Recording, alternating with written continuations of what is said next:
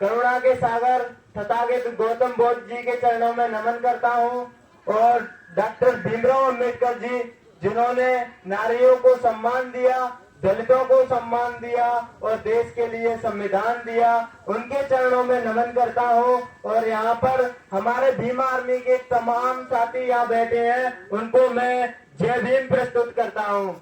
जय भीम। साथियों, जैसा कि मैंने देखा अभी हमारे कई वक्ताओं ने बताया कि पाखंड और अंधविश्वास में हमारे साथी बहुत पड़े हैं और कई हमारी माता बहनों ने उस पर गौर भी किया, लेकिन उन्होंने कई ने ऐसा किया कि हाथ भी नहीं उठाया। तो मैं आपसे कहना चाहता हूँ कि पाखंड और अंधविश्वास में कुछ नहीं है।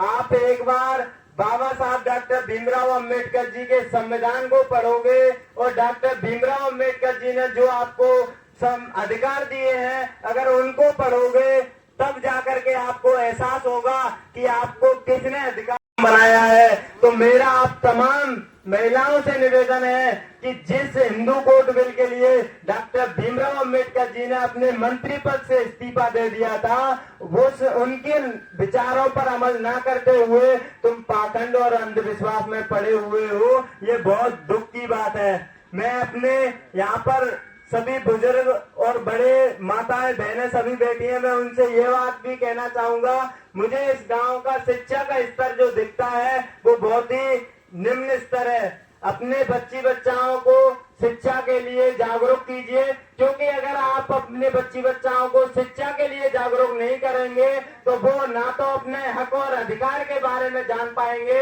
और जब वो अपने हक और अधिकार के बारे में नहीं जान पाएंगे तो उन पर शोषण होगा, अत्याचार होगा, तो उसकी आवाज नहीं उठा पाएंगे। डॉक्टर भीमराव अंबेडकर जी ने 3 मूल मंत्र दिए थे, शिक्षित बनो, संगठित रहो और संघर्ष करो। शिक्षित इसलिए बनो ताकि तुम तार्किक बात कर सको, अपने विचारों को जिन महान पुरुषों ने दिया है उनके विचारों को समझ सको और उन विचारों के द्वारा और लोगों को प्रभावित कर सको और अपने अंदर एक नई ऊर्जा पैदा कर सको। और संघर्ष वो शक्ति होती है, आप करके देख लेना कभी संघर्ष कभी विफल नहीं जाता है, आपका संघर्ष कभी न कभी आगे बढ़ाता है आपको। हमारे समाज को इस टाइम संघर्ष की सबसे जरूरत है, सबसे ज्यादा जरूरत है। और जब तक हमारा समाज संगठित नहीं होगा तब तक हम किसी भी चीज को नहीं कर पाएंगे। मान्यवर काशीराम साहब ने कहा था कि जिसका दल नहीं होता उसका बल नहीं होता, और जिसका बल नहीं होता उसकी समस्याओं का कभी हल नहीं होता। अगर हमें भी अपनी समस्याओं का हल निकालना है तो संगठित होना पड़ेगा। मैं आपके सामने एक उदाहरण पेश करना चाहता हूँ। आप में से कई साथियों के साथ उत्पीड़न होता होगा, तो वो एक व्यक्ति थाने में जाकर के FIR कराने जाए, थाना अधिकारी वाला वहां से उनको निकाल देगा और वहां से उन्हें गाली देगा और वहां से बाहर निकाल देगा, और उसी टाइम पे 50 व्यक्ति तुम संगठित होकर के उसी थाने में जाओगे, वो आपकी बात को सुनेगा भी और वहां बैठ करके आपकी जो भी सेवा होगी, जो भी वो सब कुछ करेगा। अब इसके लिए डॉक्टर भीमराव अंबेडकर जी ने एक संगठन बनाया था और उस संगठन को अपने लोगों के लिए आगे समर्पित किया था। बाबा साहब डॉक्टर भीमराव अंबेडकर जी ने ये कहा था कि जब तक लोग हमारे शिक्षित नहीं बनेंगे, संघर्ष नहीं करेंगे और संगठित नहीं होंगे, तब तक हमारी समाज का उद्धार नहीं हो सकता। और अगर हमें समाज का उद्धार करना है तो ये सबसे अच्छा समय है, क्योंकि भाई चंद्रशेखर आजाद जी यूपी के अंदर ही नहीं बल्कि पूरे भारत देश के अंदर अपने विचारों से एक नई ऊर्जा दे रहे हैं देश में, और नई ऊर्जा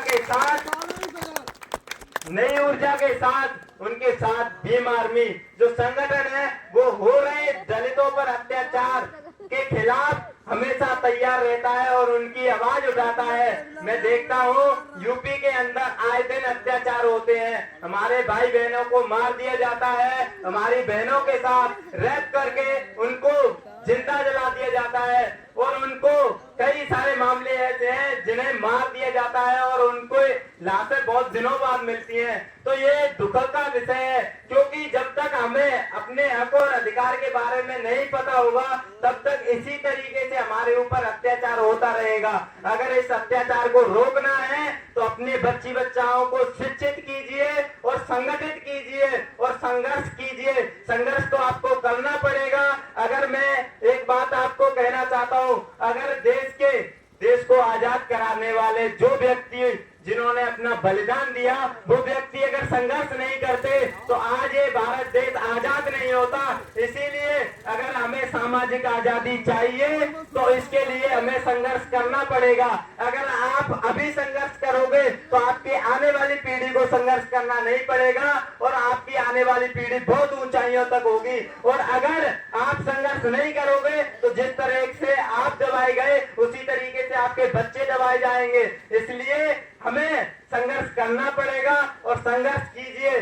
जब तक आप संघर्ष नहीं करेंगे तब तक कुछ नहीं हो सकता है और आपकी समस्याओं का हल भी संघर्ष से ही निकलेगा, क्योंकि हमारे पास वो ताकत है संघर्ष के द्वारा। तो अगर हम बिखरे रहे और संघर्ष नहीं करेंगे तो कोई किसी के काम नहीं आएगा और हमारी ताकत भी नहीं बनेगी। और ताकत नहीं बनेगी तो जिस तरीके से अन्याय और अत्याचार इस टाइम हमारे ऊपर हो रहा है वो होता ही रहेगा। इसलिए इसको रोकना है तो हमें शिक्षित भी बनना पड़ेगा, संगठित भी होना पड़ेगा और संघर्ष भी करना पड़ेगा और अपने लोगों को आगे बढ़ाने के लिए हर काम करना पड़ेगा।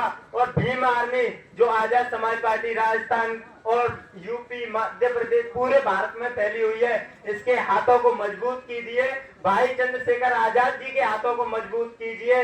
मैं गारंटी के साथ कह सकता हूँ आपको कहीं पर हाथ फैलाने की जरूरत नहीं पड़ेगी। अगर भाई चंद्रशेखर आजाद जी के हाथ मजबूत कर दिए आप लोगों ने तो मैं अपने आखिरी शब्दों को विराम करते हुए मैं आपसे यही निवेदन करूंगा बार बार कि आप अपने बच्चों को शिक्षा पर जोर दीजिए, क्योंकि जब तक शिक्षा नहीं होगी जब तक वो नहीं समझ पाएंगे। जिसके पास शिक्षा होती है उसे समझाने वाले लोगों की बातें भी लोग सुनते हैं, लेकिन हम यहाँ से कुछ भी समझाएं, लेकिन जिसके पास शिक्षा नहीं है उसके इधर से जाएगी और उधर से निकल जाएगी। इसलिए शिक्षा जरूरी है, तार्किक होने के लिए शिक्षा जरूरी है, लोगों के सवालों के जवाब देने के लिए शिक्षा जरूरी है। और जो अंधविश्वास और पाखंडवाद में पड़े हुए हमारे लोग उससे बाहर निकलने के लिए शिक्षा जरूरी है। तो इसलिए मैं आप सभी से कहना चाहूंगा कि शिक्षा पे जोर दीजिए और संगठित होइए और संघर्ष कीजिए। जब तक आप संघर्ष नहीं करेंगे तब तक इसी तरीके से अन्याय और अत्याचार बढ़ता रहेगा। इसीलिए आप संघर्ष कीजिए। हमारी पूरी टीम जो भीम आर्मी है वो यूपी की आपके साथ खड़ी है, किसी भी अन्याय और अत्याचार के लिए आपके साथ खड़ी रहेगी, लेकिन आपको उनके हाथ भी मजबूत करने पड़ेंगे।